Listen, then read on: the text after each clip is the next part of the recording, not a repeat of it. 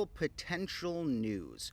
I'm doing this little live stream here in my front yard because you may hear some construction noise in the background. That's even louder by the classroom. So pardon any background noises. But I did want to be probably the first to tell you about, like I said in the title here, the fact that a record-breaking prime was probably just discovered.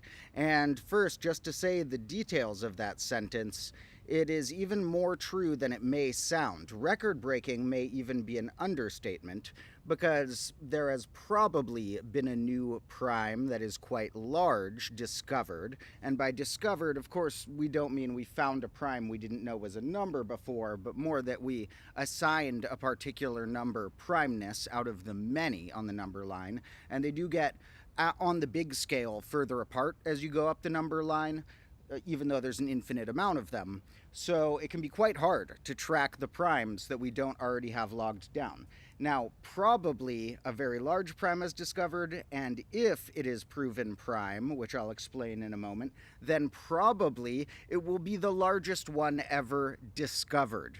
And to explain the details about these probablys and let you folks know about this potential news that could be, theoretically sometime this week, a big headline on all the math or number theory related news sources, at least, that may say biggest prime yet discovered.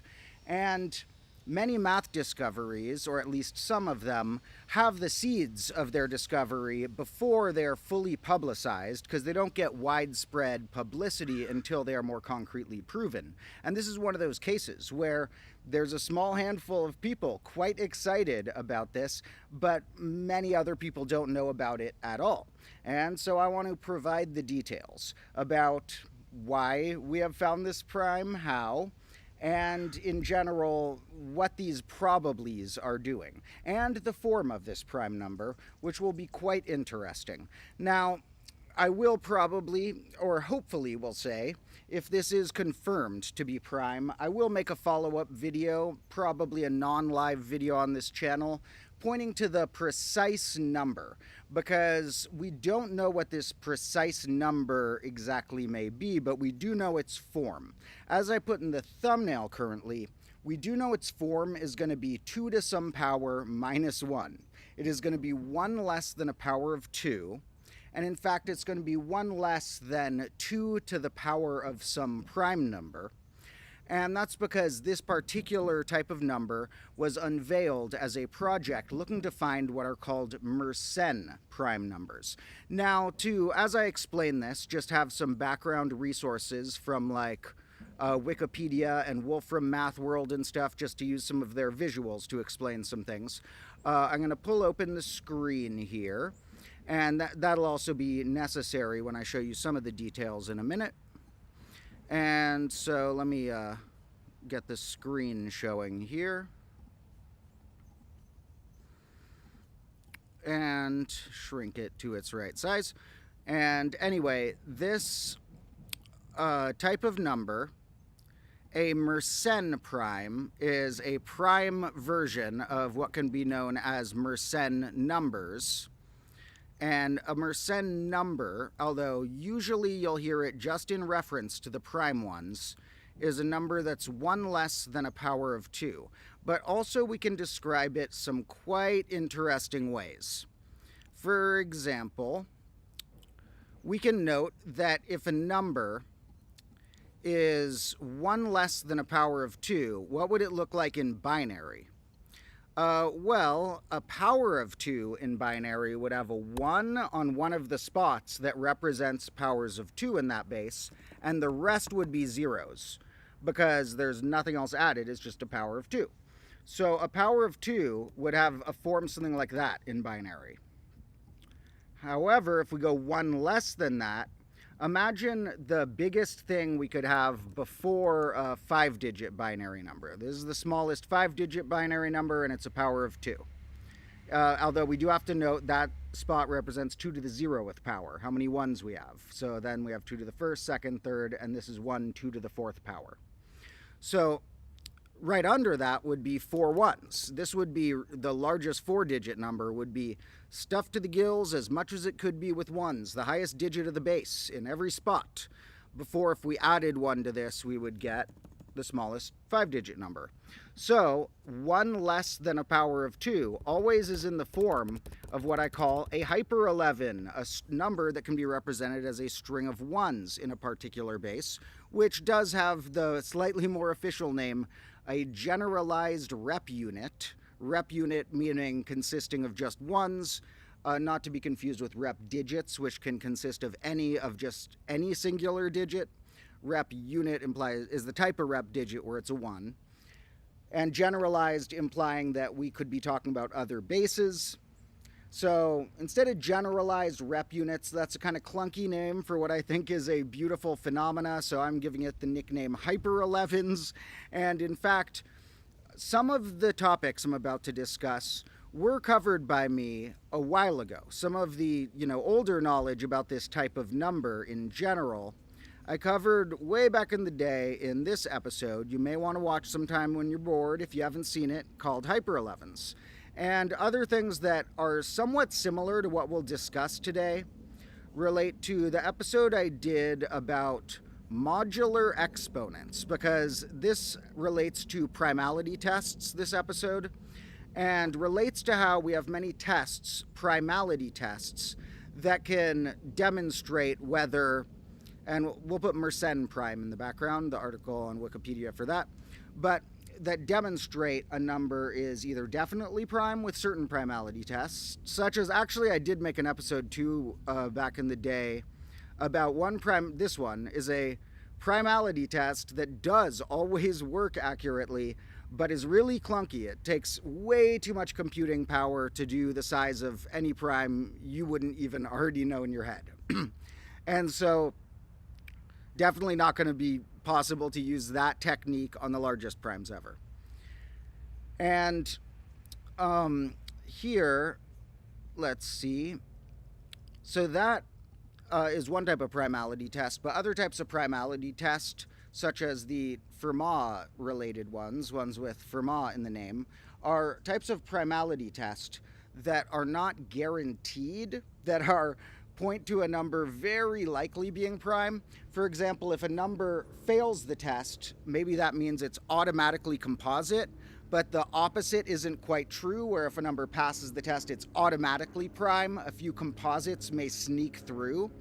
And some tests like that are some of the more efficient ones, particularly at cracking certain types of primes, like these Mersenne primes. Now, if we look at the largest known prime numbers, which part of today's stream is also like, what's up with the history of biggest prime number ever known? Well, look at how many of these are M something. All of these are M something. And let's see, is this is like a history of some largest known ones, but here are actually currently the largest known ones ever.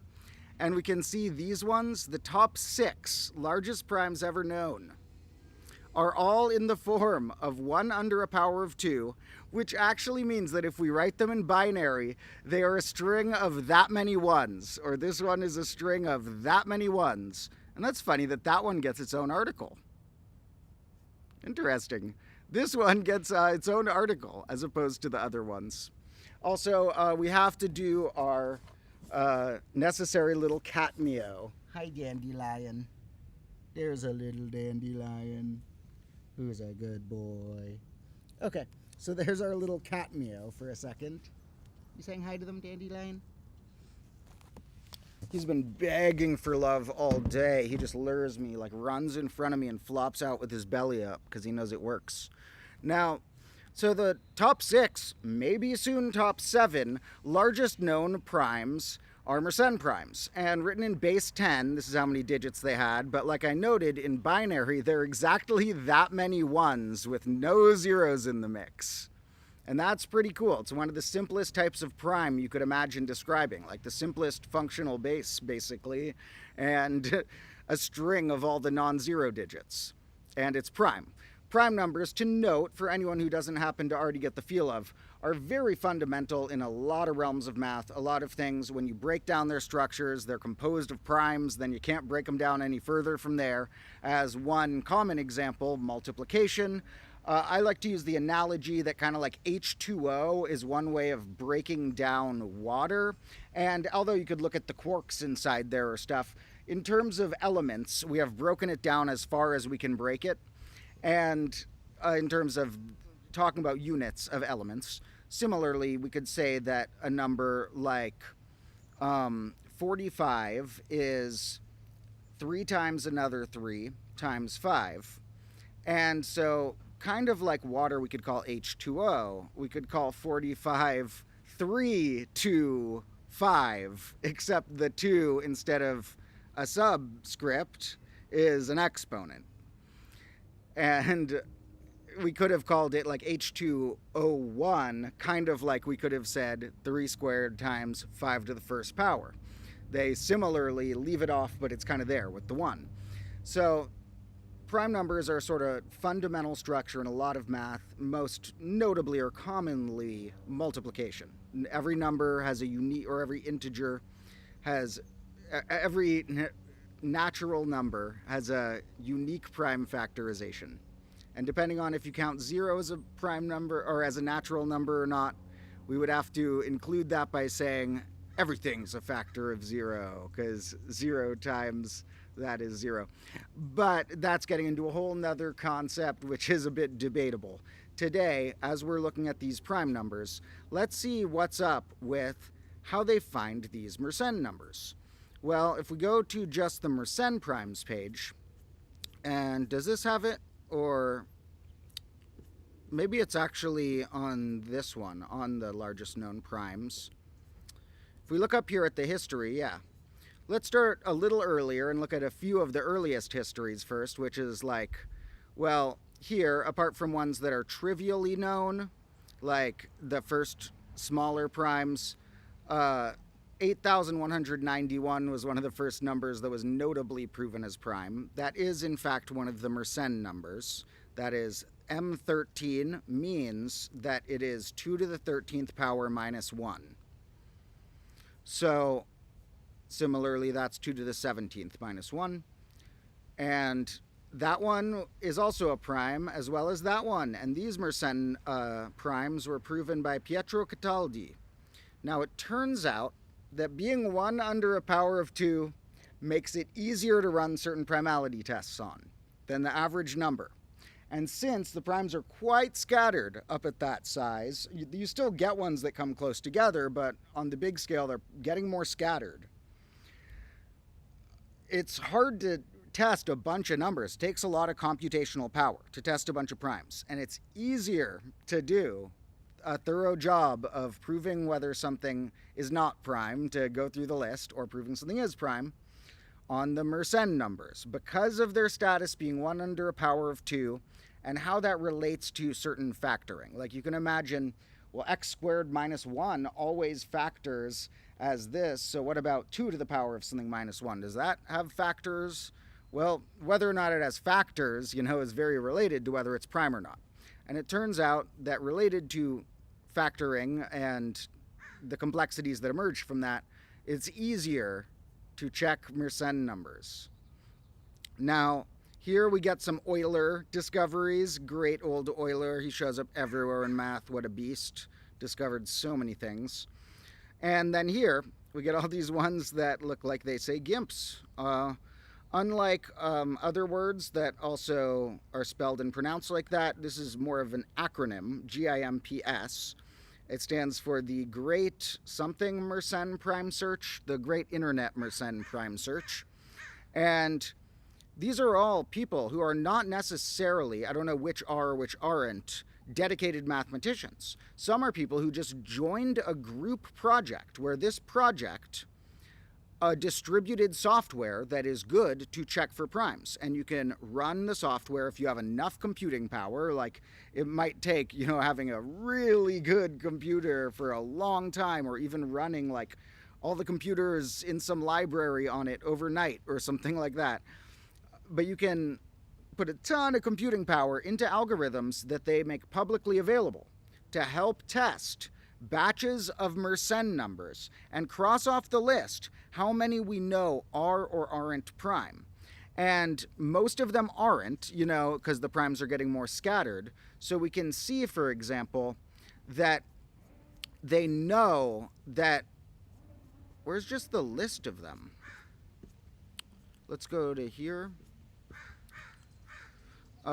Here, these are some that were known since antiquity. These were some that were discovered by different people. And when we go up here, we get question marks on the number, because it hasn't been fully proven, although from what I read, I think I recall reading that one test has been done on all the numbers up through this range. And wait, there is a 50-second one, I believe. Isn't there? I swear there's a 50-second one. Or maybe, is this the 50-second one? I really thought this was the 53rd. How many are currently known? 51. Yeah, for some reason I was thinking there was 52, but this would be the 52nd then, discovered. And so essentially, the last few, only up to one test, and so they want to double check it before they're sure, has been run to check there's no gaps up to here. For example, that if we find one that's larger than this slightly, that it's exactly the 52nd, and then that's exactly the 49th. There's not one missing or something. Now, it was very hard for me to find any details about where this new probable prime, which was proven through this project, lies. Whether it is definitely bigger than this, or if for some reason it was one that they found on a double check in this zone. From what I could tell, from reading all the posts on one of the only forums I could find discussing this, which is on mersenneforum.org, from reading through all the posts on this, which is like basically the only place I could find any discussion about this, it seems that it is larger. I'm not positive about that, which is why I put the other probably in my descriptor, that if it's verified prime, that it is probably the biggest prime we've ever discovered, because the current largest Mersenne we know is the largest prime known. And so if it's a larger Mersenne prime, it's also just the largest prime known. And I do believe, from what I read on that, that it is larger than this, or at least very likely to be larger than it. And that these had at least one check run to show that there weren't the gaps. But that was based on a few posts I saw. I'm not positive, but I think it's quite likely that if or when this is verified soon as a prime, there will be headlines saying the largest prime ever has been discovered. And we will be able to describe the prime. It's not going to be so many digits we can't write, because although we can't write the exact digits in base 10, we can write how many ones it's composed of in binary in the form of 2 to that power minus 1. So we're going to have a really writable thing for this. It's going to be like 2 to the power of something about, from what I read, maybe in the 130 millions for the exponent. This one's in the 80 millions for the exponent. And then, but I'm not sure about exactly where the exponent will be. I put a question mark in my picture of it in the current thumbnail of this. Because that's somewhat the mystery. They didn't want to make it public, it seems, until they have double-checked it. But here's where we get the actual news you can find about this, apart from people's discussions of them looking a little deeper into it, is on the website itself, is very rarely updated. We can see that some of the last updates they have on this front page are related to verifying tests, like that they have fully verified up to the 48th one, being no gaps up to there. And then here there's an update from this year about a new version of one of their softwares released. And here we have the headline, New Mersenne Prime Discovered, probably. Remember, this probably is holding a lot of weight. We are not sure about that. That's why you're not seeing it as big news yet. However, they don't say this probably lightly. This is an operation that is all entirely about analyzing the statistics of what data means and which tests are conclusive in which ways. And if they say probably, it means they have reason to not have just written maybe. They're very careful about the way they wrote this. And so here's what they say exactly. Yesterday, a participating GIMPS computer reported a successful Fermat probable prime test to the server. And this was yesterday. Or no, it was 2 days ago this one was announced. A proof of work was uploaded, but I haven't seen anything about it anywhere because they're still doing this next test on it. A proof of work was uploaded and certified. This certification proves there were no calculation errors during the probable prime test. Now, what does this mean so far? Does not mean we have proven it's a prime. It means it passed this probable prime test. Now, they're calling it a probable prime test because it's the type I mentioned earlier in this stream, where some composites slip through the cracks. And they know that. It's not like, oh, what? The formula's broken. They know it's a formula that only means if you fail your composite, if you pass, you are statistically likely to be prime. And so they know enough analysis about what a Fermat probable prime test on numbers of this specific size range of the Mersenne type implies. And based on them putting the probably here is what makes me optimistic enough to put the probably in my title here as well. Now we have several Lucas-Lehmer tests are underway to definitively prove the number prime. Now you see, the hard part is there's so many numbers in this range that even just the Mersenne numbers, there's a lot to check. If this one is up in the 100,000 somewhere, that means they've had to check all of the, oh no, millions, I mean, for the exponent. Each prime exponent they have to check. So they've had to check all the primes between the 80-something million and up to this point, probably. They haven't necessarily checked them all. Maybe they jumped around a bit and this person had started a bit later. But at the very least, up on this size range, we have some tests that are probable, or one test that is probable and verified to have had the data correct in it. And now they're running several more tests. My point with that was basically that once we've targeted the prime, it's a lot easier to run all your computation power toward it, because a lot of the hard part is having computation on this prime, then that prime, then that prime, when there's so many to check. Now, an interesting fact about Mersenne numbers is that you can prove easily that if 2 to the p minus 1 has something that's not a prime as that exponent, if it was just 2 to the n minus 1, where that n was a composite, that this can be factored. And since this is factorable in that case, it's not prime. And so it's provable that if you are a Mersenne prime, the exponent has to also be prime. What does this mean? The way I like to think about it is the binary analogy, where you have, since these are strings of ones in binary, numbers that are 1 less than a power of 2 are all only hyper 11s in binary, or generalized rep units. We know that if a string of ones represents a prime, in binary, represents a prime quantity, there is also a prime amount of ones that were there. So for example, if we have 3 ones in binary, that's 1 plus 2 plus 4 is 7. It is, you know, a string of ones, 1 less than a power of 2, in this case 1 less than 8. And 7 is prime, and it also has a prime number of ones, 3.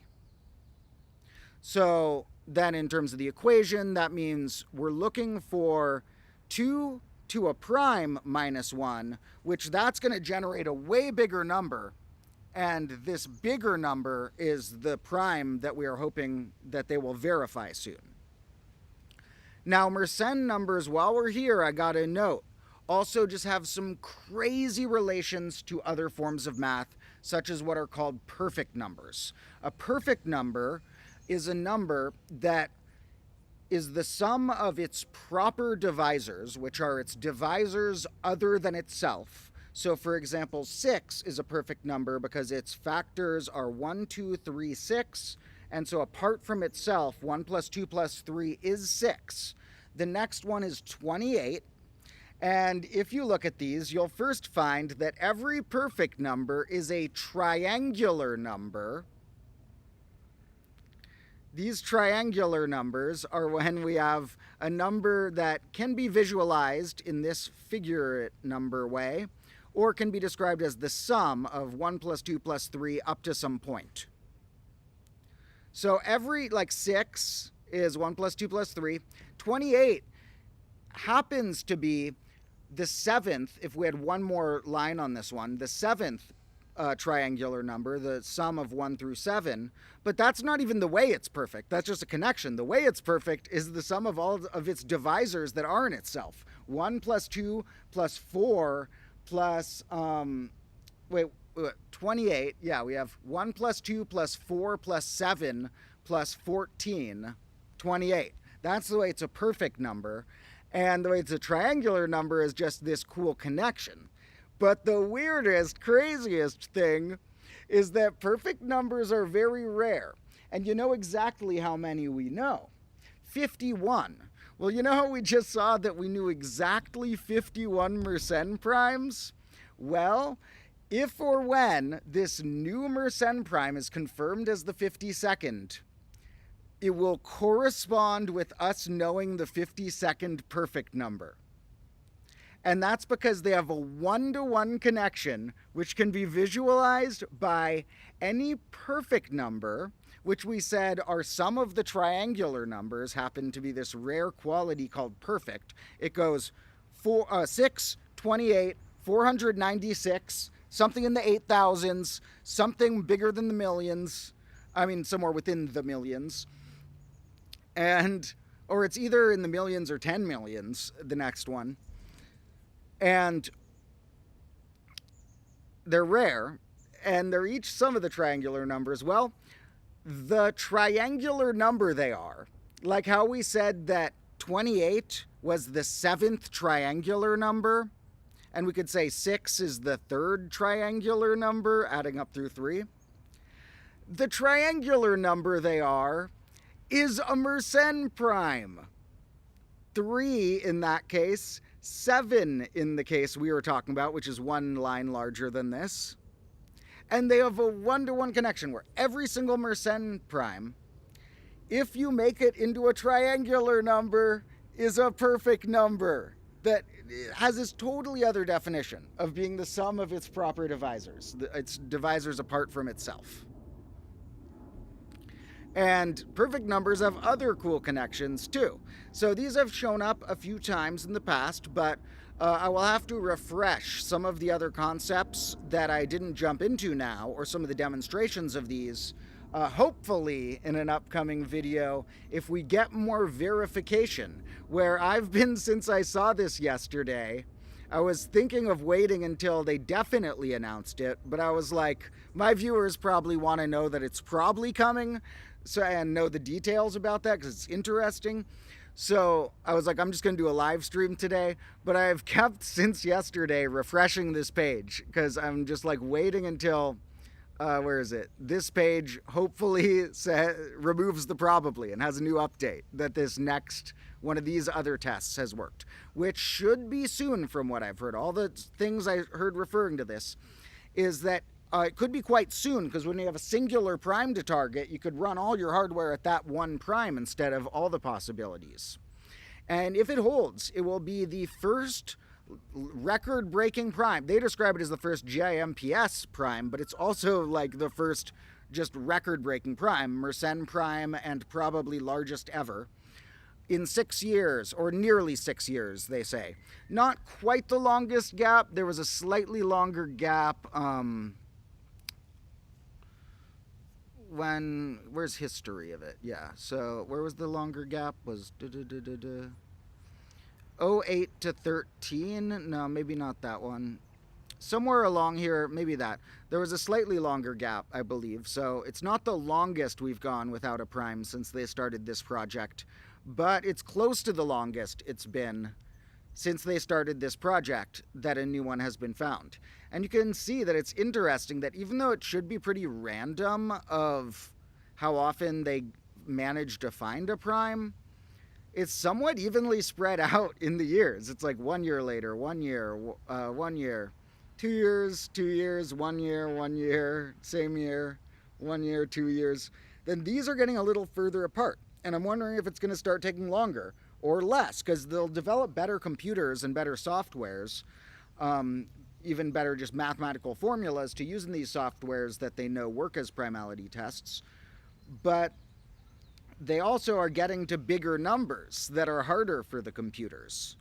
And if you imagine when we're raising the exponent that much, like here, if I'm looking at the next Mersenne number after this to check if it's prime, not the next Mersenne prime, but just the next Mersenne number that could be prime, that would be m with the next prime after this little number. And that scales it up a lot. Like, let's say the next prime after that is this with a 7. I don't know, but let's say that happens to be. Then I would be like, okay, that's one we have to check. And scaling that from a 3 to a 7 is actually really big when it's 2 to the power of that massive thing. It's doubling it 4 more times. And so the ability to factor things is tricky, and it somewhat evades good formulas. It's like a huge problem in number theory. What are efficient ways to factor something? Now, the least efficient way to check for a prime would just be check if it divides every number up to itself. If every single one has a remainder, or the result would be fractional without a remainder, then it's prime. Apart from the number 1, of course, we could divide into that, or itself.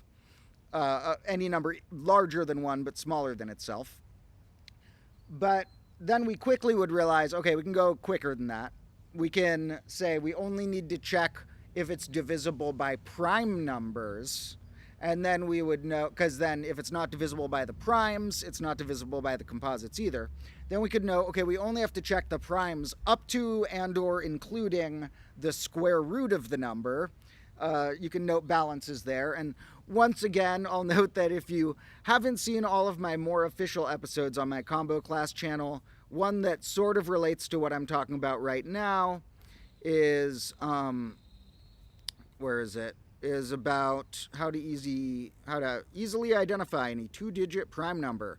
That's how, like, my technique for how you would just, if you want for fun the skill of knowing if any 2-digit number is prime, pretty easily.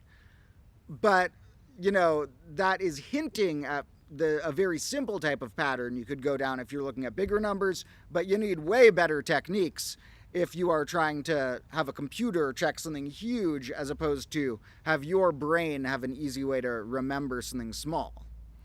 Now, this next prime, most of the news I'm finding about it is on this one forum that I also have been constantly refreshing. And I'll scroll through that in a second, but we are getting a good amount of comments here, so I'm just going to quickly respond to a few, and then we'll jump back into the math stuff.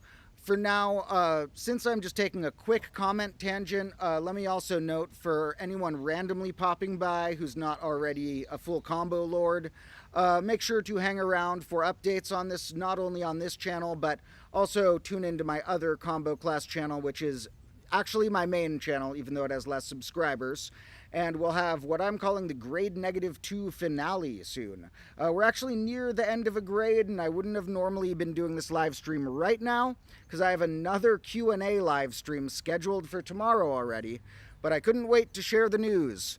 Now, just to respond, the thing, someone said, please write the new prime with all its digits.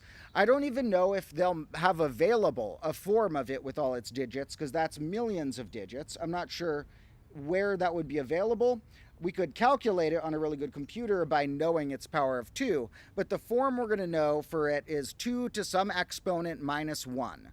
And then if we wanted to write it, we would choose base 2, and we would write that many 1s. Now, I was actually considering seeing if I could get that many 1s in a text document.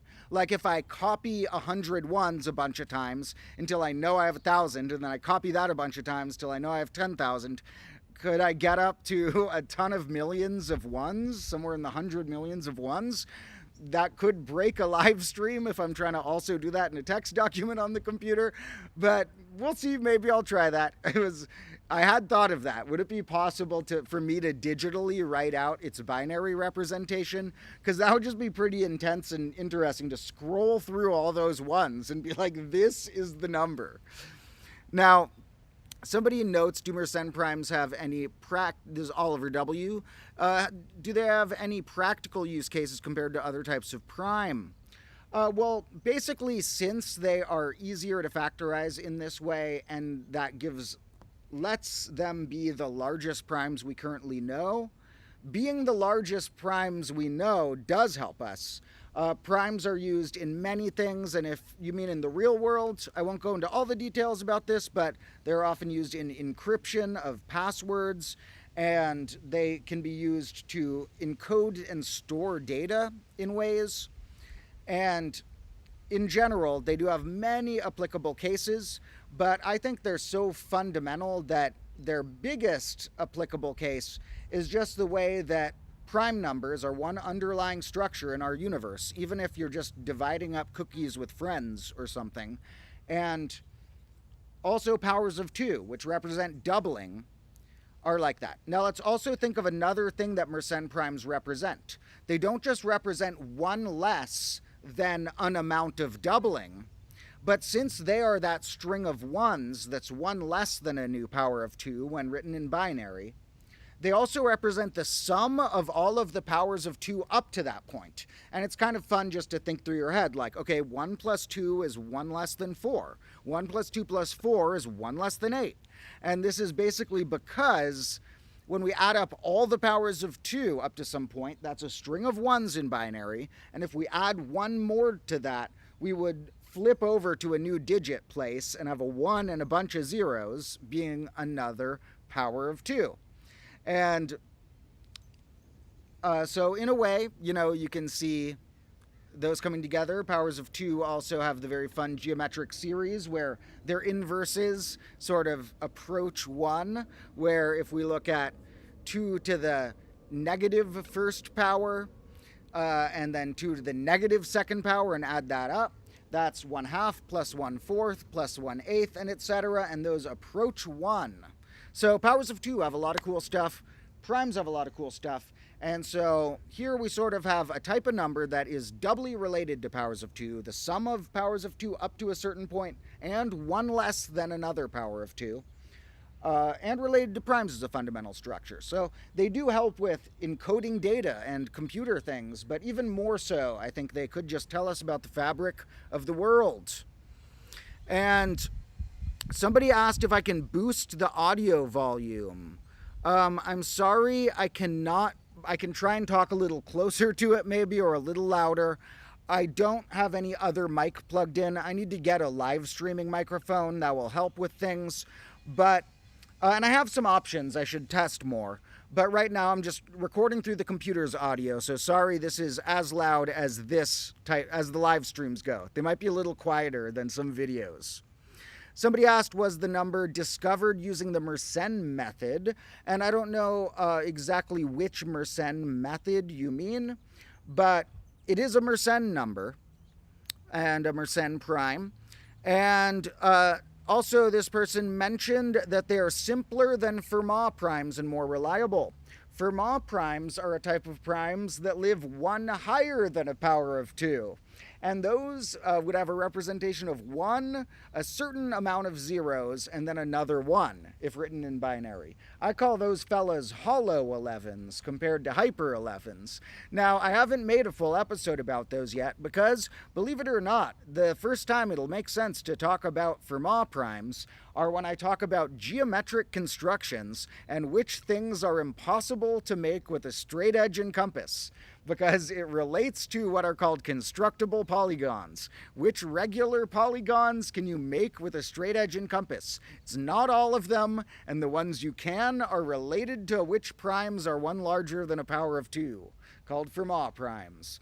They're very cool. They're in fact 1 higher than like a double power of 2. It's like 2 to the 2 to the n plus 1, but they're also the only ones that are any type that's over a power of 2 in general. I'll explain more about Fermat primes in an episode, probably in grade -3, that I've already brainstormed a bit about, and that episode will mostly be about which shapes are possible to construct and how that relates to the primes. They're also funny because the Fermat primes, you hit a prime a bunch of times in a row for the early powers of 2 when you go 2 to the 2 to the n plus 1. And Fermat was like, oh my god, I think this probably goes on forever. And I'll explain the details more, the more precise wording of how he phrased that or whatever sometime when I look it up again. But he was something like, these things could go on forever. I think every time you do plug this in, it could be a prime. This might be an infinite prime generator formula, which we don't have yet. But then it turns out we haven't found a single other one beyond that now that we've kept testing them. It was like all the ones he hit, he was like, does this go on forever? And then it's like, no, so far.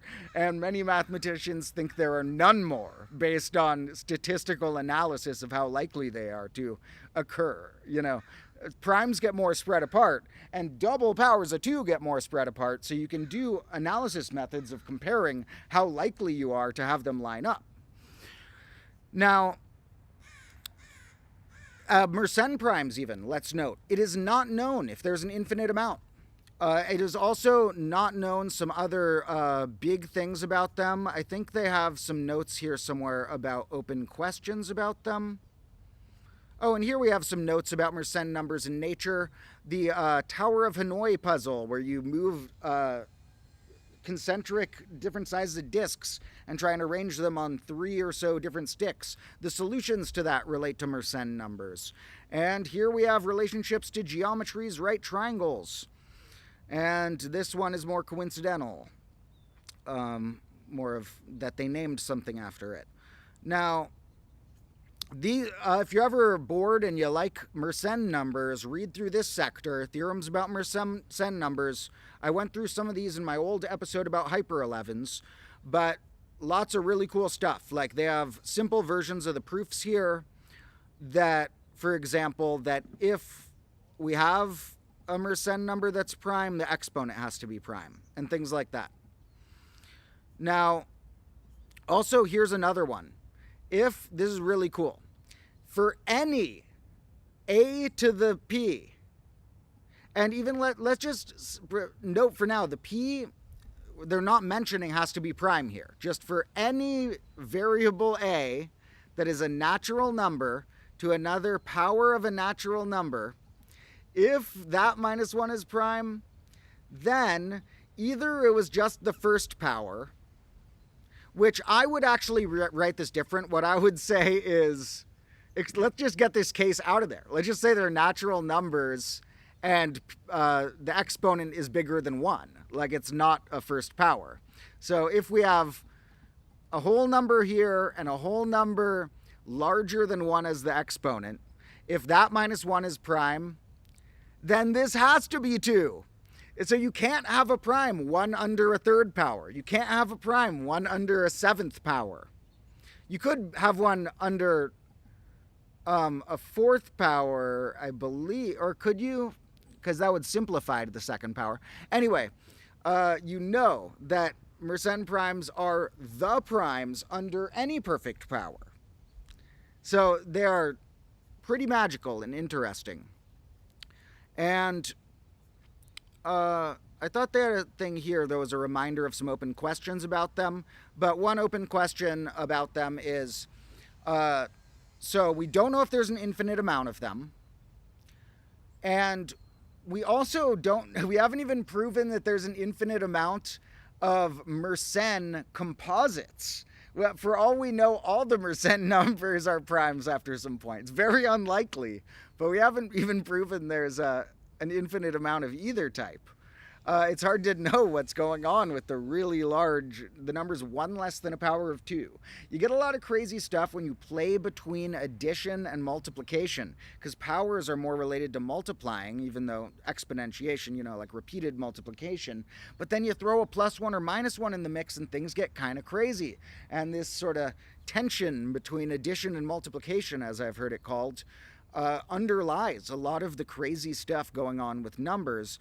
In terms of patterns that you think would be simple to decode, but are really tricky to decode exactly the patterns.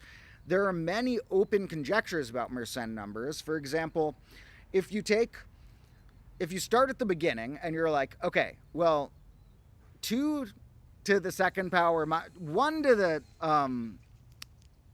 2 to the first power minus 1 is just 1. But if I fed it back in, 2 to the first power is 1, 2 to that result as a power is the same thing. So if I was like, what if I wanted to grow by going 2 to the some power minus 1, and then that was my new exponent? Well, the first one that grows would be 2 to the second power minus 1 is 3, prime. So let's plug that in. 2 to the third power minus 1 is 7. That's a prime. And we're like, wait a minute. 2 to the 7th power minus 1 is 127. That is a prime. And you want to know what's crazy? 2 to the 127th minus 1 is a prime.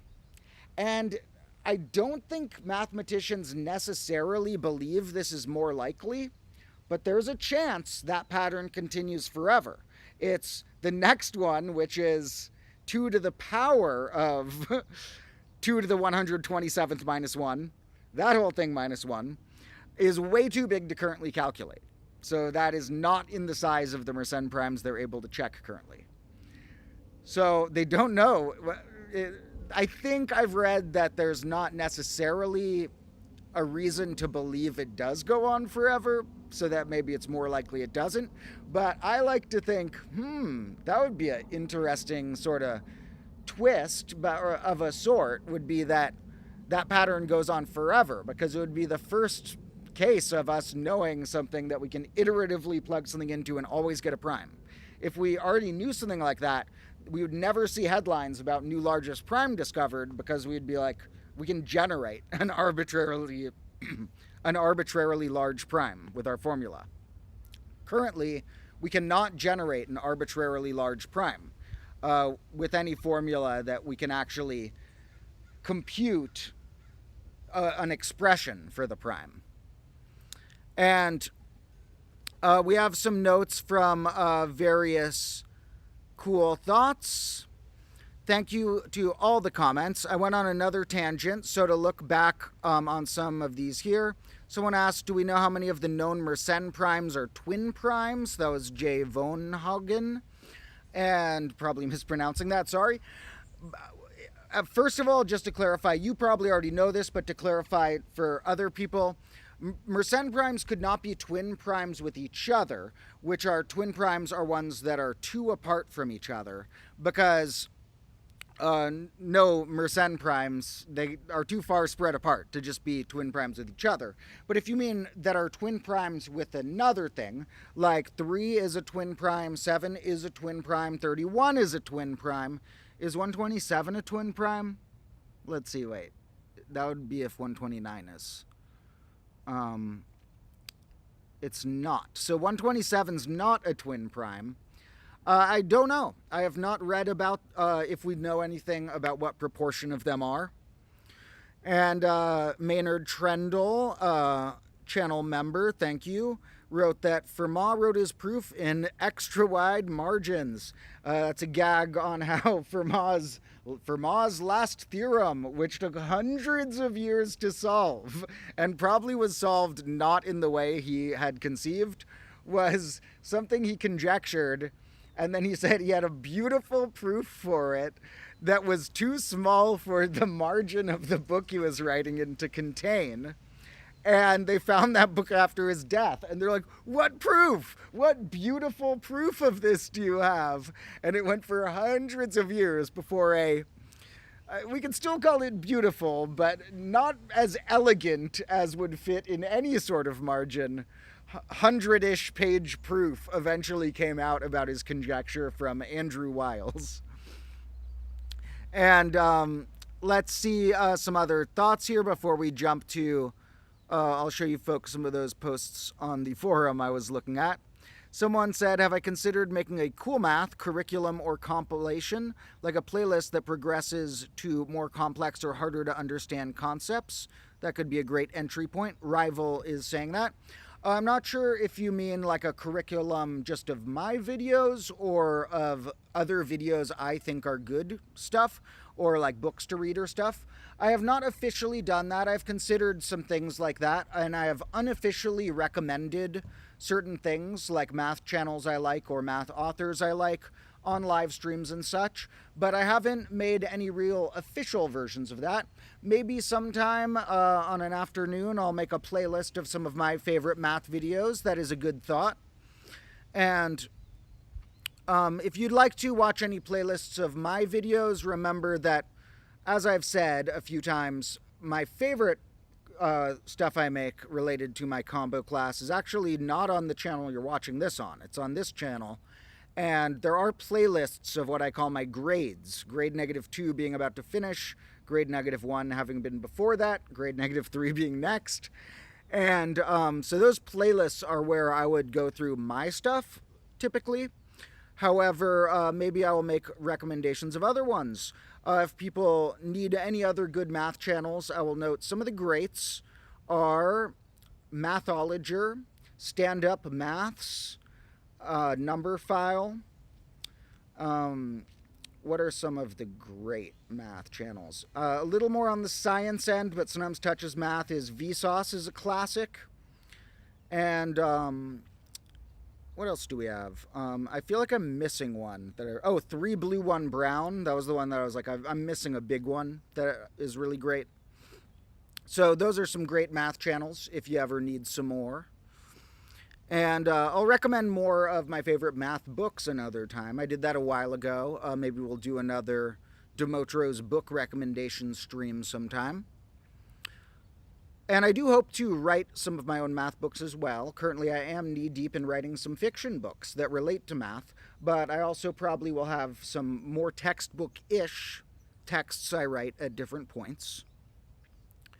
And we have a note from Juan de Salgado about you cannot have a prime that's 1 under the 4th power because the exponent 2 to the 2k minus 1 would not be prime. And yeah, you're correct there. So the powers of 2 that we're looking at, since they're to a prime power, yeah, that won't work there. And except for the case of 4 to the 1 minus 1, because it works in one case where we go, the first case it would work for. Oh yeah, we have a note from Benzene after that clarifying that as well.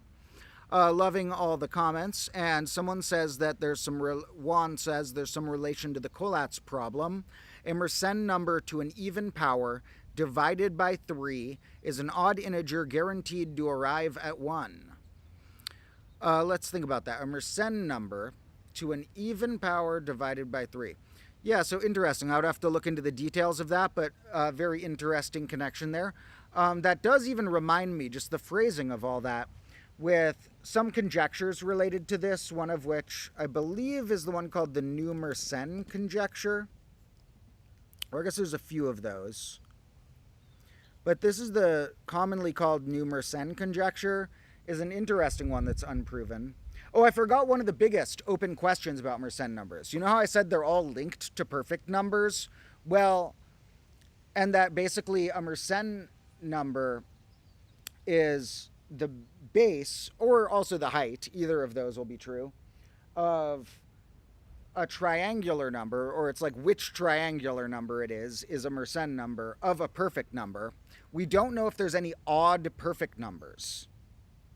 And there are odd triangular numbers, definitely, so we don't know if any of those are perfect, and that would line up with Mersenne numbers in a way. So that's an open question related, but here we have another open question, the new Mersenne conjecture, not proven yet, which any new Mersenne number we find will give us, like, everyone's going to re-look at all the old conjectures and be like, does this prove or disprove this? And it won't for all of them, but even just one new Mersenne prime, when they verify this new one, hopefully, could, prove or I mean, I guess it couldn't prove this. It could disprove this if it was a counterexample. So you'd be more likely for a single new one to be a disproof, I suppose, unless you have a sort of backward proof where the counterexample ends up leading to proving your thing. So here we have the conjecture that states, for any odd natural number p, if two of these conditions hold, so does the third. Which is interesting. So if number 1 and 2 are correct, so is 3. If number 2 and 3 are correct, so is 1. Doesn't say necessarily if just 1 is true what we know about the others, other than if 1 is true, then we know that either the other true or both false. So we have p being 2 to the k plus or minus 1, or 4 to the k plus or minus 3 for some natural number k. 2 to the p minus 1 is prime, meaning it's a Mersenne prime. Or 2 to the p plus 1 all over 3 is prime, which is called a Wagstaff prime. Another sort of prime that briefly came up in one of my episodes because of its strange relationship to bases. You can almost see Wagstaff numbers as like a negative rep unit. Remember how I said a generalized rep unit, which I call a hyper 11, is a string of ones in some base? It's sort of like a string of ones in a negative base ends up breaking down to this formula. So pretty crazy, but they have a connection to the hyper 11s as well. So in my opinion, by looking at that hyper 11e trait of generalized rep units, we can see a connection between the Mersennes and the Wagstaffs that shows this seeming less arbitrary somehow. That they both are, in a way, a string of ones in some base, although in this case it's base 2, and in this case it's like a negative base. I'll have to look more into the details of how to describe that properly, but I did look into the details in the past, and there is one of my previous episodes where it briefly came up. Maybe it'll come up longer in the future. Now, GT Ziavelis wonders what's the exponent on the maybe new Mersenne prime, and I hate to say they have not released it yet. I think they don't want to, and let's refresh the page. Has it changed? No, still probably. They're still working on it. But I would not be shocked if, like, there's even a chance I'll refresh it before the end of the stream and it'll be there. But I wouldn't be shocked if it's just a day or two from now that, maybe I'm being overly optimistic, but quite possible, in a day or two from now I'll make another video that's like, they actually did it. This is the number. And they have not released it until they have verified it. I'm not sure why exactly, but I'm sure they have some reasoning as to why they release the exponent once the second test is proven. And somebody said, what was the first channel I mentioned? Mathologies. It's Mathologer, as the next one noted. And we have notes about primes and pseudo-primes and some other cool stuff. And somebody notes any composite length rep unit is automatically composite. And we basically mentioned that for binary, but we can note ways in which it can be true in other bases as well. But not true in every case, because like if we look at a rep unit of just the number 11, that is prime in our base. But in binary, it is certainly true that you can verify that and easily prove even. That would be a good challenge. If any of you doesn't want to read those short versions of the proofs they have on Wikipedia, you want to see yourself. How would you prove stuff like it has to be a prime power on the 2? if the whole thing minus 1's a prime. Which lines up with another way of phrasing that is it has to be a prime number of 1s in binary. So, interesting to think about. Someone says Hyper 11 sounds like a supermarket name. Perhaps 7-Eleven will transform to that. And somebody said I should do a collab with Klein Bottle Guy. You're both in Berkeley. Yeah, that guy's cool. I will try and reach out to him. And I know who you mean, the Klein Bottle Guy. And what's his name? I think that's Cliff Stoll. I think. And there's some other notes here, Inspirator notes, that the 32-bit integer limit is also a prime. That's interesting. The 32-bit integer limit would be a string of 1s, or the binary number that's right under a power of 2. Right under, we hit a new amount of digits that cannot be stored on the 32 bits. And so yes, often if you add a limit to a computer's size, that will often be a Mersenne number. So there's a way Mersenne primes come up in generals. What if you wanted to know if the limit of your computer's size, which if you're storing things in binary is probably a certain amount of digits you could store, meaning the maximum number is all 1s, Mersenne number. If you wanted to know if that was divisible by stuff, well, then you'd need to know if it was a Mersenne prime. So, interesting thoughts here of other things too. So thank you for all the comments. And now let me show that the other thing I'll be refreshing, which this is the one I fully trust because this is the website in charge of all this. This is the website who is behind finding the last 6 largest primes ever known, and maybe 7 soon.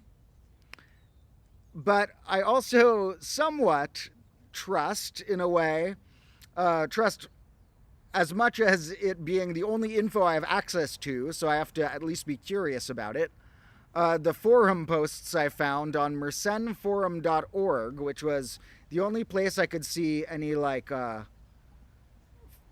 actual discussion about what any of this means or how likely it is or such. And you have some people here who are probably among the folks, probably most of these are people who are helping with this program and running their own tests to try and find new primes. I should note also that they say here that you get a $3,000 award for each Mersenne prime discovered. And here, I'm blocking that. You get a $3,000 reward for each one discovered. And if you found one that is 100 million digits or more, although that'd be a ripoff if to get out of paying, they're like, nope, we said to discover a 100 million, 101 million doesn't count. No, I'm sure they say that 100 or more million counts. To discover that size of prime number gets $150,000. Now, I don't think this next one's going to do that because even though I think it has more than that many digits in binary, I think they mean in base 10. And I don't think this new one's going to have more than that amount of digits in base 10, very likely. But somewhere down the line, someone's going to get a big old prize for finding one of these primes, $150,000. And there are notes here about how they will distribute the award, which I guess may mean if multiple people were running tests that added up to helping them and such, or whatever that means. I'm not going to, at least for the time being, have computing power to help with this. I just have this one computer that, I'm just trusting to even run my live streams and such. But if anyone happens to have a lot of computing power out there, you should join this project. Now, and yeah, as GT Ziavella says, the Lucas Lemur tests are now underway to verify it. And we don't really have much information about quantifying how likely this is. But one of the only sources that would really be an authoritative knowledge about what this type of data tells us in the long run is this website, which all we have to bank on is they're probably going here, because it's not hard for an average person, or it's not easy for an average person to know what likelihood a Fermat probable prime test means for a number of this specific size, because it's different on the size of the number, how many composites will slip through certain tests, and just how likely they are to be prime, and it's how likely they are to pass the test, how likely they are to get, a false positive or false negative or such. So we're going off hoping that sometime, hopefully quite soon. I also don't know what soon is going to be. I saw some accounts seeming like they thought it was just going to be a few days. So that's what I'm hoping. Hopefully there will be an update video from me soon, and massive headlines that will be about new biggest prime ever discovered. And of course, there are an infinite amount of primes, so in some ways it may seem like a trivial corner of math to calculate the biggest ones, but in other ways it gives us clues about so many different things. Like if we then look at the perfect number correlated with this, maybe we can answer questions about those, or maybe we learn things about powers of 2 in general.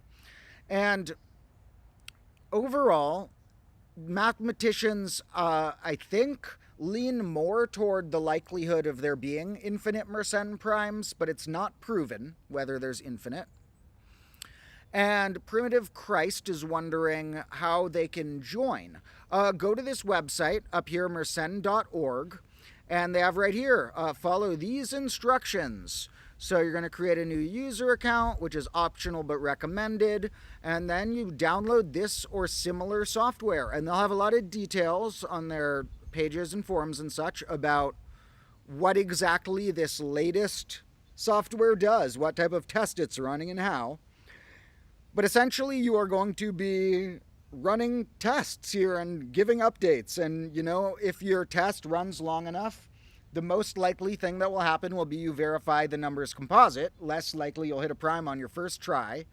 And then you would file a report of that and say, okay, here's my program printed out this report for you guys that says this particular test showed that this particular exponent for a Mersenne prime results in a composite.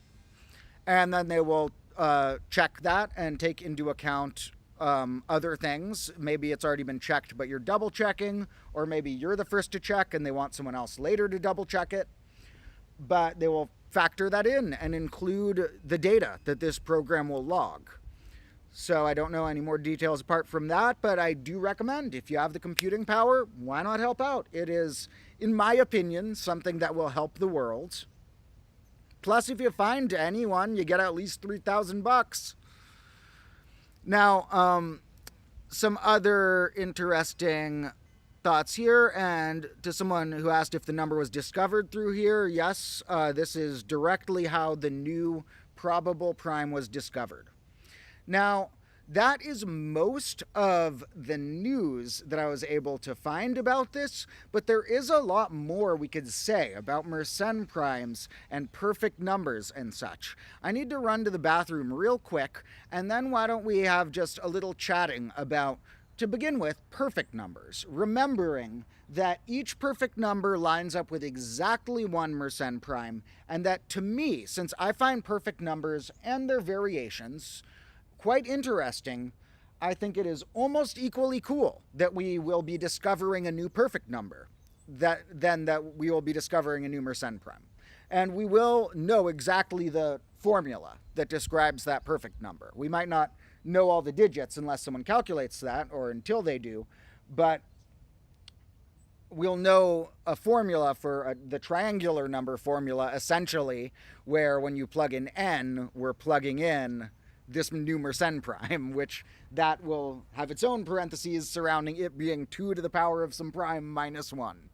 And like I said, from what I can tell, this prime will be somewhere between 2 to the power of 100 million minus 1 and 2 to the power of 150 million minus 1. But there's a chance it's a bit lower. It could be, at the very lowest, have been found on a double check anywhere above this one, to that power minus 1, which is around 57 million. Because these ones still have question marks. Now, more likely it's bigger than this one called 51. And I read somewhere, I don't know how accurate this was, but in that forum, some of the posts were saying something related to how they thought it was 130 million something. I'm not sure exactly why they thought that. It was something about checking the records on the website or something. But that's going to be my guess. I'm going to trust that for now and say if I had to make a guess, I'm going to say it's going to be 2 to the power of 133,241,087. All that minus 1.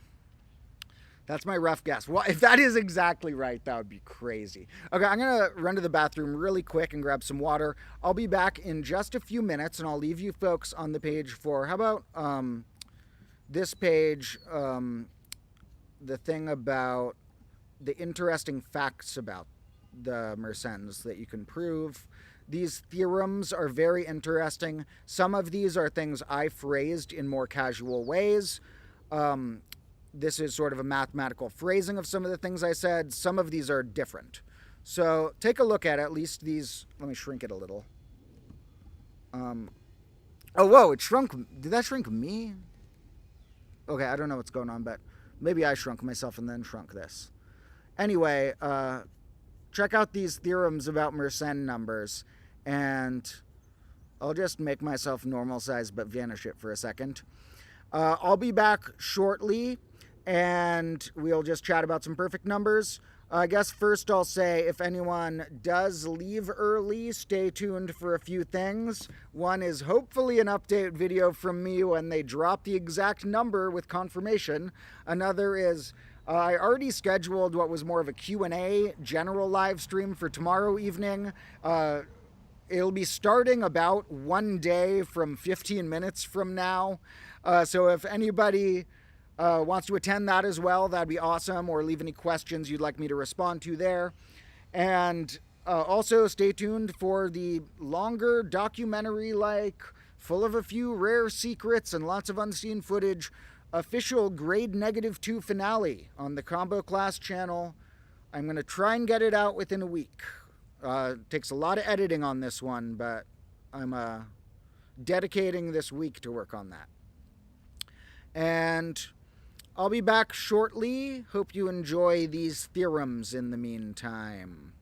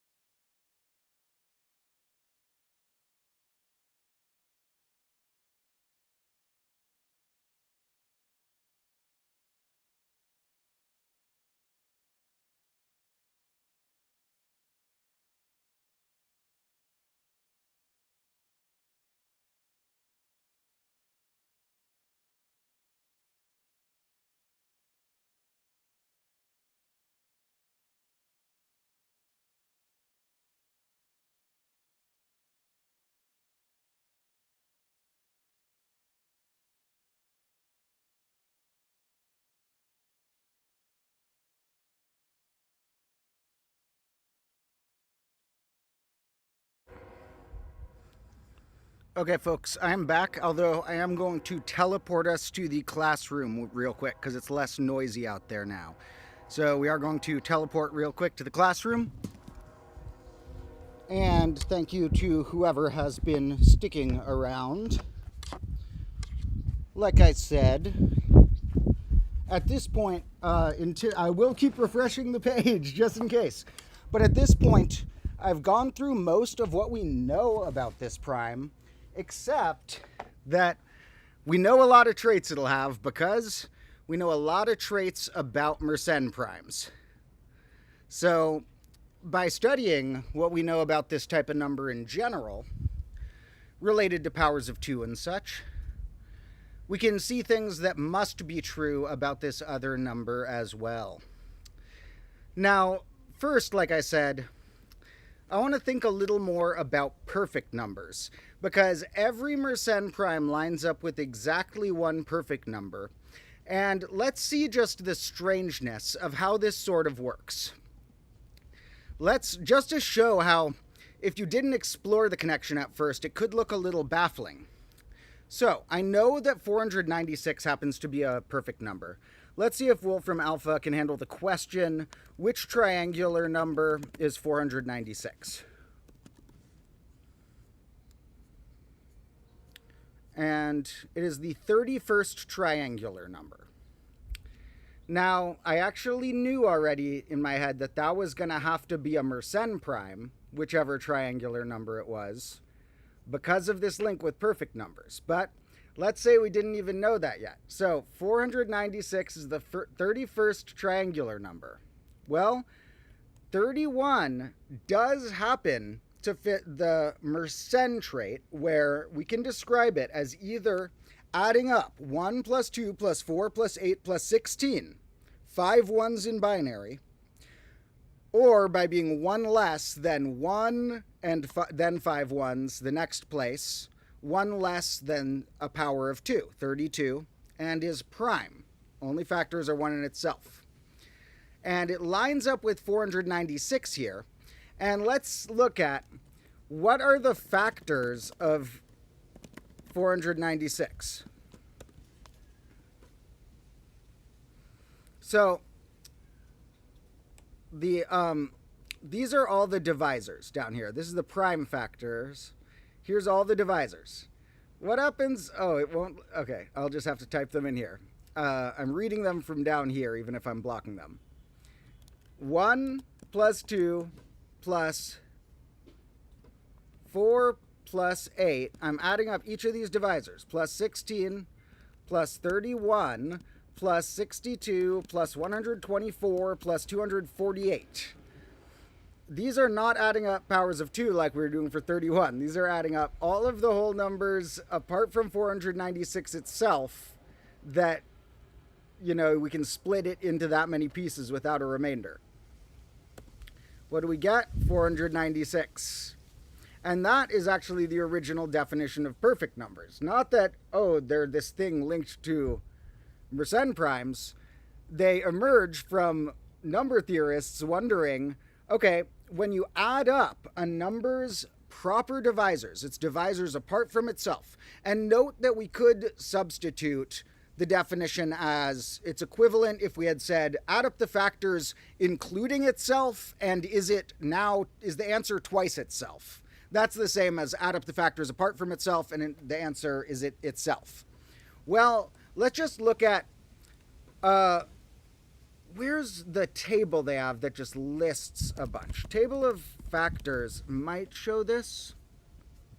No, where's the one that shows the traits about them?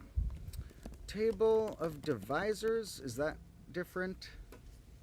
Yes, so look, what are these nicknames they're putting next to all these numbers? Well, a lot of them have the nickname deficient, and then you'll notice that although some of these just pop in as a special trait, like 70 gets weird. 70's weird. That is actually a type of number in number theory. Well, you'll note if you went through this that every number is either assigned deficient, perfect, or abundant. And deficient numbers are numbers that when we add up the proper divisors, it's less than themselves. Abundant numbers are numbers that when we add up the proper divisors, it's more than themselves. And sometimes we hit a number that's a perfect number. Now, a really interesting thing is it has been proven that if you scan bigger and bigger sections of the number line to approach natural density, which, oh, a squirrel's over there. Oh, look at that squirrel. Oh, that's a cool squirrel. He already had a nut in his mouth. So, oh, he's still going. He's taking the long road. Sometimes they hang out right there, too, to eat the nuts. Anyway, deficient and abundant numbers, interestingly, have been proven to have natural densities that both are non-zero. That there's, as you go up the number line on the big scale, what you approach is there's still a decent amount of deficient and abundant numbers. Perfect numbers have a natural density of 0 because when you scan bigger and bigger sectors of number line, it approaches 0% of them have this trait. Even though obviously some of them have the trait, the overall percentage can be considered to have a limit of 0. And interestingly, abundance and deficiency have a natural density. Let's see if they have it written here. That is, neither of them is 0.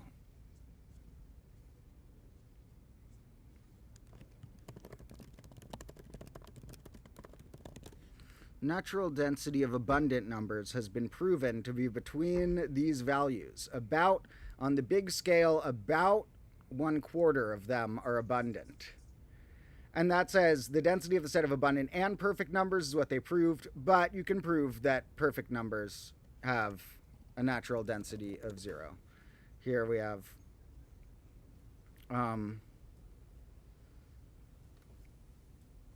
now, I don't see where they demonstrate that, but yeah. Anyway, abundant and deficient numbers, if you were analyzing, you'd be curious, okay, which numbers are right in the middle? And what's really interesting is when you loop and iterate this process, you plug in a number and keep plugging it in. For example, 6 leads back to itself. If you look at the sum of its proper divisors, then the sum of the proper divisors of that, and etc. 6 loops with itself. Perfect numbers have what we could consider a 1 cycle. And other numbers lead to certain things. A lot of numbers like crash out on a perfect number, take a few steps and then end up stuck there. Other numbers go in cycles, and these cycles, known as aliquot chains. Well, an aliquot chain in general is just iterating this process. But sometimes the aliquot chains form loops that are little cycles, and those have many mysteries as well. I made an episode about these a while ago. This is the one way back in grade -1 called something like 13 weird types of numbers with strange names, because when going through definitions of iterating sums of proper divisors and traits that has, all these nicknames emerge. You get the nicknames like weird numbers, there's quasi-perfect, semi-perfect, there's so many strange nicknames of numbers in number theory that emerge. And you do have your ones like your highly abundance and your highly composites. This one's a primitive abundant, and etc. And, for example, weird numbers are numbers that comically are composed of 2 definitions that are nicknames of themselves within it. So you're like, I want to look up weird numbers. Well, now you got to look up 2 more things, because a weird number is a number that's abundant but not semi-perfect. But here they also say what that means. Abundant, we said, means the natural or the proper divisors add up to more than the number itself.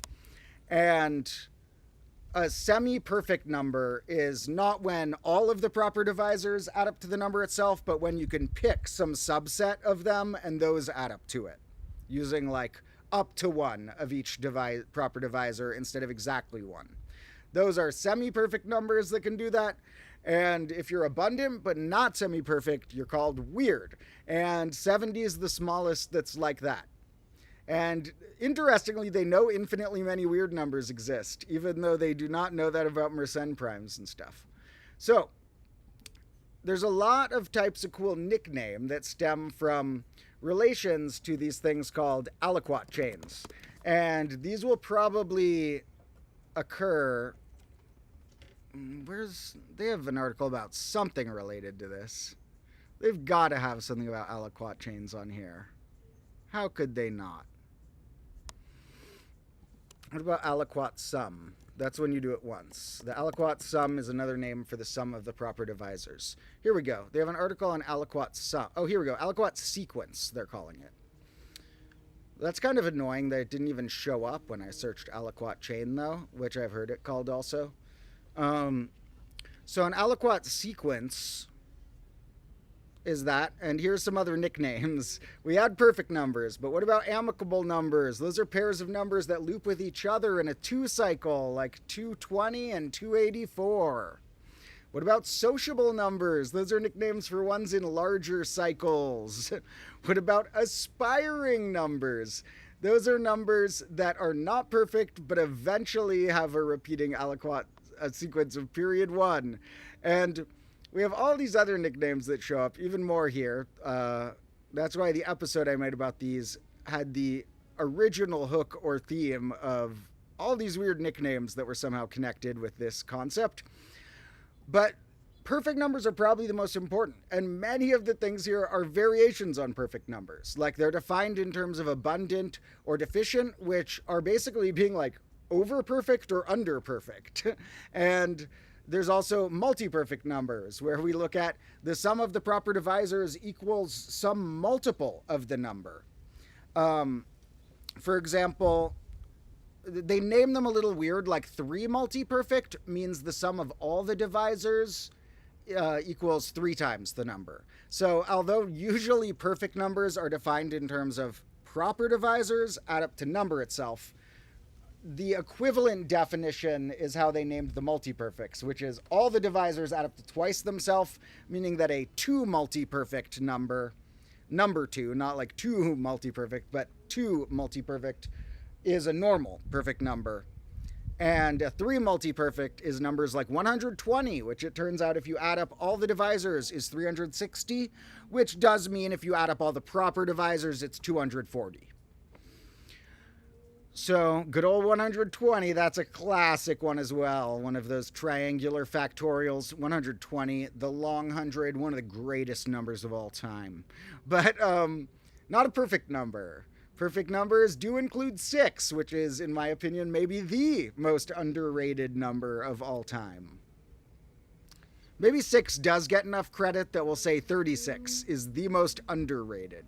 6, though, gets most underrated 1-digit number.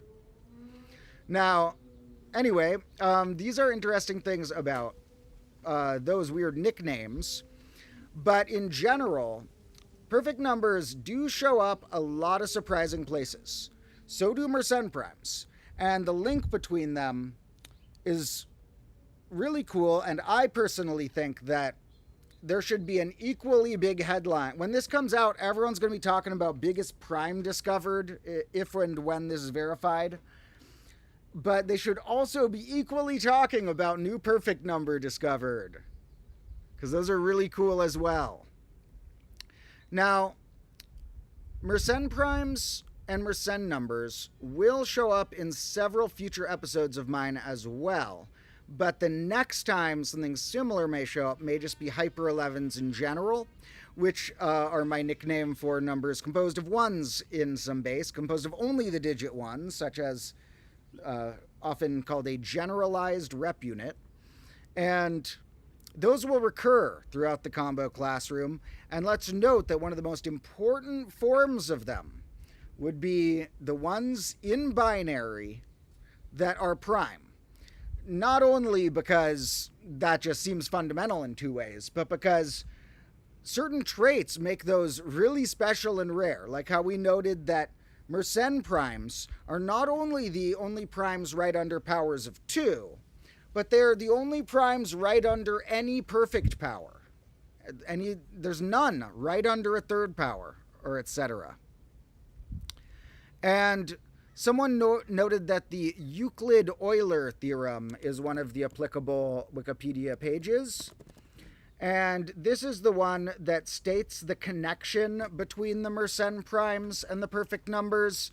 And the way I phrased it was in terms of imagine the triangular number and how big its base would be, or which triangular number is it. Here they have a slightly more mathematical phrasing of it, where this is related to a way of simplifying the connection.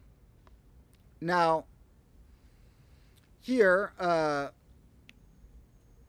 we can note that these are two of the greatest mathematicians of all time, and Euclid proved the if portion of this, and Euler finished it off by proving that it was if and only if.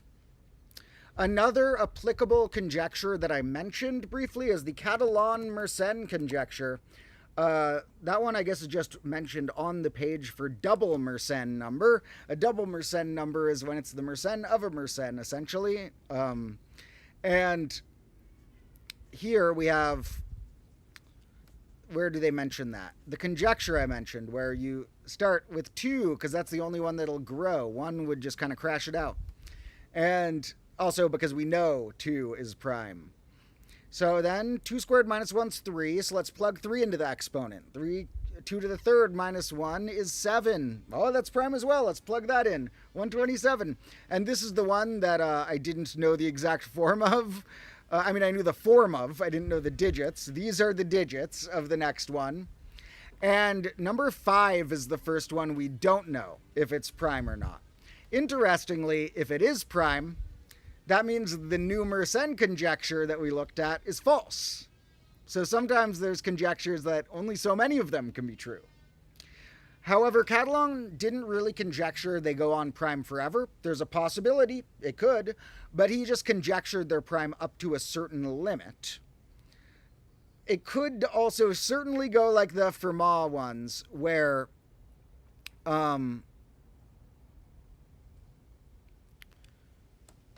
like with the Fermat primes, he thought they were going to keep going, but they instantly stopped happening. And we haven't proven they stopped happening forever, but if you check any later case of what Fermat thought would be a prime on a Fermat number, which is 2 to the 2 to the something plus 1, and not, that doesn't just mean 4 to the something, 2 to the power of 2 to the something.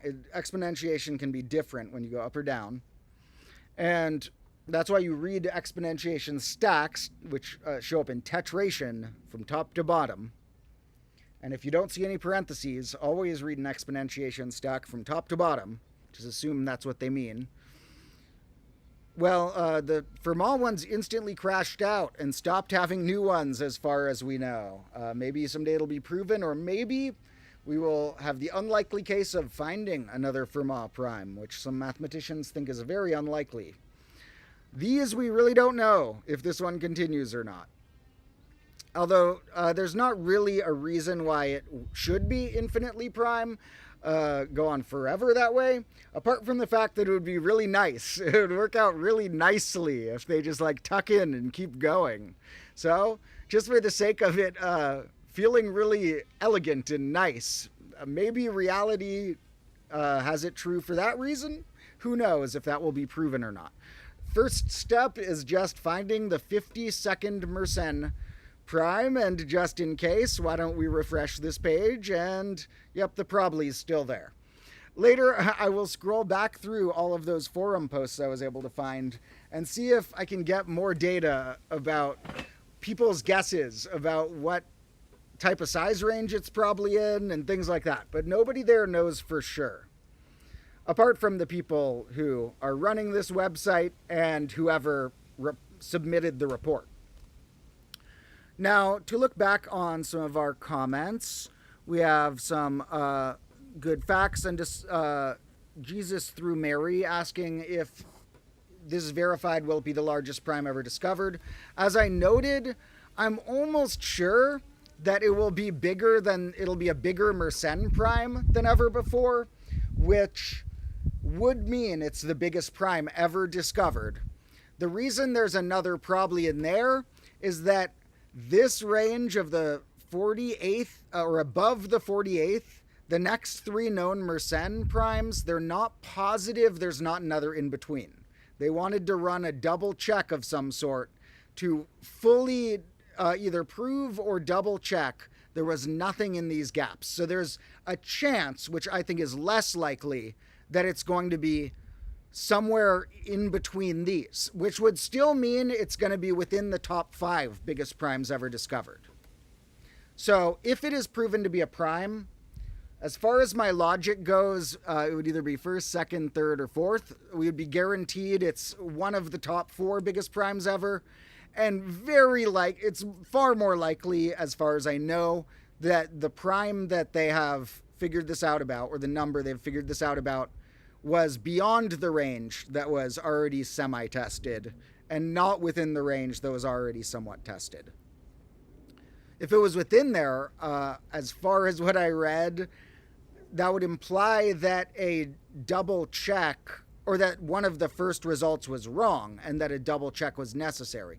Or I'm not sure on all the details. It's certainly larger than this if it is verified prime.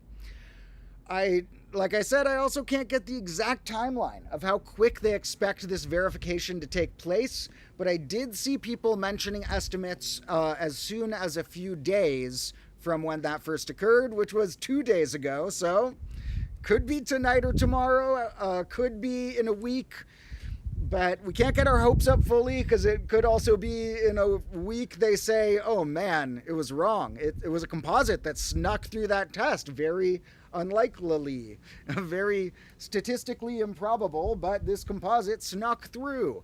There is a chance of that. In which case we will know more about Fermat primality tests, maybe, but we won't have achieved the big goal. So you never know. We're in here sort of watching it like we're watching our sports team who we think is going to win the playoffs, but we're not guaranteed about it yet. But I'm holding on my hopes that we are on the brink of a big mathematical discovery. And not a discovery necessarily on the level of proving one of those conjectures, but depending on what prime it is, it could disprove some of those conjectures even by being a counterexample. It also just could give us a lot of interesting information. And just on the slightly more recreational aspect of it, I think it's a good human accomplishment. It's a good achievement as a species. And Hank O'Flamio, with a nice donation, asked, are you interested in p-adic numbers? Oh, I am very. I love different numeral systems and structures that you could design numbers around. And I've covered many bases on my channels before, but I haven't covered the base-like, but you wouldn't call a positional numeral system in the same way, the system of p-adic numbers. And p-adic valuations are ways to measure numbers, essentially. And in a way, you could say it's a way of measuring the distance between different numbers, but they just have very interesting patterns, but it's a different type of distance. It's like more of distance in terms of factors in common than being additively close. And so it's almost in a way, in like a vaguer way, looking at the multiplicative distance between numbers, and then how similar they are multiplicatively, and then using that as a way to just describe a given number. And so there are different p-adic systems you could have. You could have the 2-adic numbers, the 3-adic numbers, and so on. And you could have the 10-adic numbers, but it's better when it's a prime. And I will make an episode about those at some point. Those are certainly in the category of things that I'm quite interested in, have read some about, but don't know if I would feel quite confident making a full episode about yet. So once I do a bit more research about those, at some point in that research, there will probably be a moment where some interesting idea of how to phrase an episode about them will come about, and or I will just hit the point where I feel like I know enough about the topic to sort of brainstorm interesting presentations. So I would say that will come up as a future video topic, but not sure if it will be within the next year or not. There are many things I have planned for the next year, many of which are related to threes for the upcoming grade -3. Now, we have a lot of cool combo lords hanging out and checking out this new mathematical news, and that is most of what I had to share here. I could continue ranting about fun facts, about perfect numbers and such, but I'm going to save a few of those for whatever I put in a video, if or when they verify this prime. I will probably make a video about, whoa, they actually found it, here it is. And I'll have a few facts I'll put in there that I'll try not to duplicate exactly on the things we discussed here. So that's most of what I wanted to share for this live stream. Perhaps we will transition just to chatting for a few minutes, and then I will probably wrap up to get back to editing my long finale episode I'm working on. As I said, there is already another live stream scheduled for tomorrow that was scheduled in advance as a sort of Q&A live stream. So if you can attend then in 1 day from now, it will be happening. Then feel free to ask any questions or any comments just related to things in general there, and I will try and answer them all, or as many as possible. If you can't attend that, you can always say in here in a comment, you could always say, tomorrow, why don't you answer so-and-so question or respond to so-and-so thought? And that is most of what I wanted to chat about, so I am going to wrap up our stream just in a couple moments. But thank you all so much for joining me to get a first look. Maybe I'm the first person on YouTube to talk about this. I don't know. Certainly among the first. A quite probable piece of news to be coming soon. Not guaranteed, but more likely than not that there will be a big groundbreaking discovery in terms of which prime numbers we know, or the biggest ones we know. And as I said earlier, make sure that you are tuned in to my main combo class channel, where you can catch up on playlists of the main episodes I put on that channel. It looks like my bonus channel, because this one has more subscribers. That's just from all the shorts I've put on here. And the finale episode will be coming out on here as well, and will contain some personal secrets and a lot of rare unseen footage.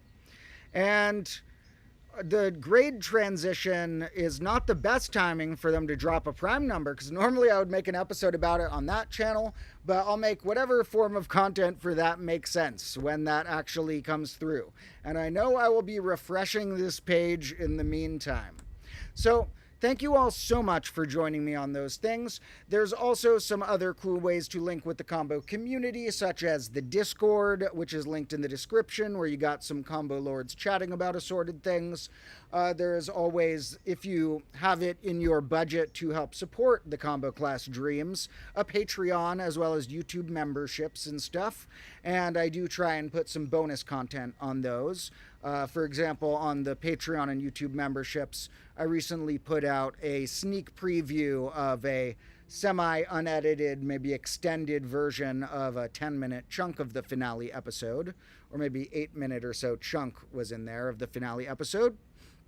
And we have a note that the smallest Mersenne prime greater than 2 to the 31st power has a really large jump.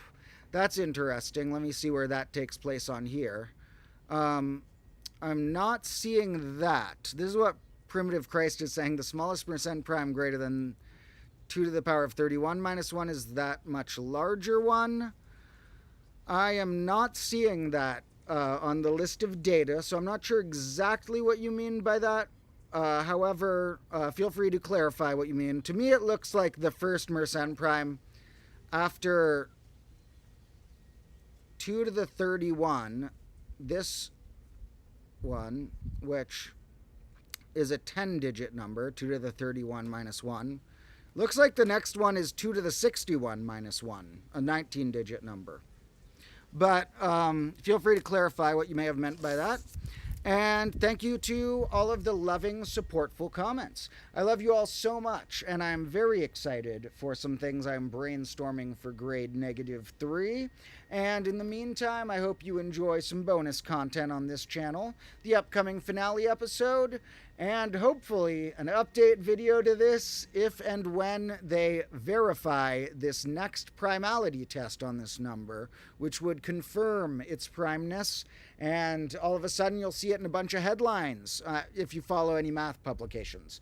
I don't know to what degree new primes come out in normal headlines of just pop culture news. They definitely should. I don't know to what degree that would be covered in general mainstream media, but it would be the largest, the first time we've found a world record breaking prime in about 6 years. So I think it deserves some press. And Primitive Christ is noting that they have a technique they're using. I'm sorry, I don't really have time to analyze that right now, but there must be something off about that formula if it's giving you that as the next Mersenne prime, because you're not able to use a sieve or sieve formula like you're using to calculate things that fast. Those, you can't calculate up to 2 to that powers to demonstrate that's prime using that technique without taking an incredibly long time. So, and also that's just not what the published data shows. So I'm not sure exactly what you mean, but interesting thoughts. Check it out more. And maybe it's related to what Juan says here, which is an OEIS sequence, the classic online encyclopedia of integer sequences. Mersenne exponents, yeah, so this is just another phrasing of, like, this list right here is a somewhat clearer form of, where were we? Oh, I went to the other page, of this column, these right here, 61, 89, etc. Here on the OEIS, which is a great website, we'll also probably see notes over here. These show some more interesting things, and some of which are other phrasings of stuff I mentioned, like equals number of bits in binary expansion of nth Mersenne prime. Number of bits means how many ones are in the binary. And some of these are other notes that I did not discuss myself.